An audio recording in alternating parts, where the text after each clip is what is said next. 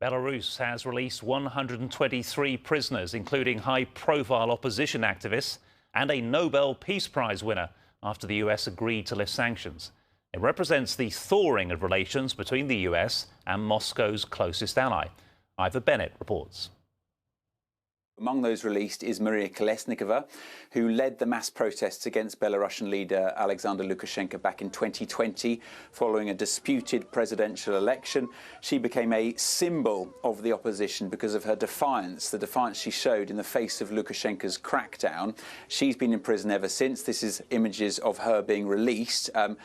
She has gone to Ukraine tonight, along with most of the prisoners. Among them also released is Ales Bialitsky, who won the Nobel Peace Prize in 2022. He's been a tireless human rights campaigner for decades and a long-time thorn in the side of Lukashenko.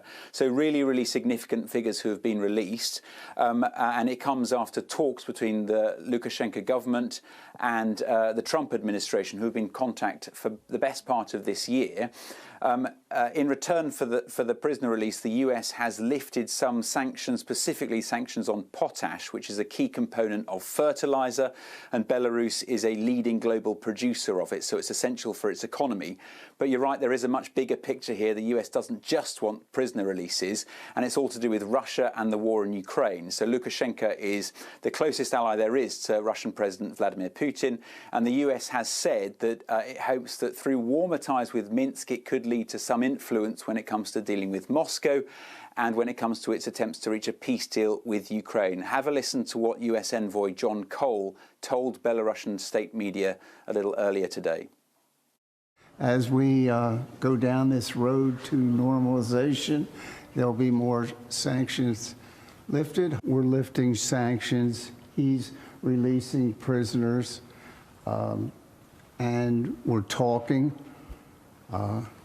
We talk all the time, and I talk to your president on different issues.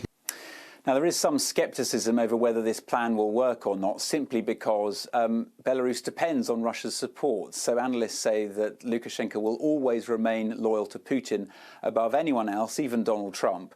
And there's a belief among the Belarusian opposition as well that Lukashenko, who is a wily political operator in office for more than 30 years, he's just going to use this warming of ties to further his own ends, improve the economy rather than turn Belarus into a democracy. Because just look at the figures. Despite this massive prisoner release, activists say there are still well over 1,000 political prisoners behind bars in Belarus.